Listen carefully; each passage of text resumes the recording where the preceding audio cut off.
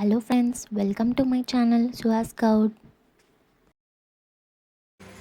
యూట్యూబ్లో ఈ నూనె వేడి చేసి పెంక నూనె ఉంటుంది కదా, అది వేడి చేసి డస్ట్ మొత్తము కార్న్ఫ్లోర్ కలిపి నూనెలో వేడి చేసి పోస్తే డస్ట్ అంతా అంటుకుంటుందని అన్నారు. అది మేము ట్రై చేస్తున్నాం.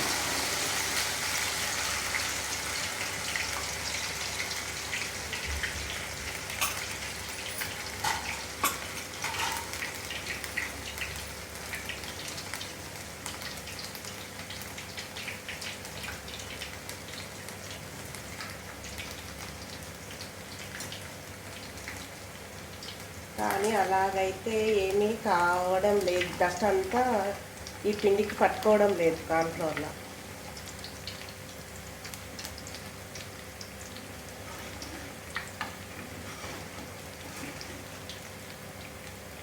చూపించింది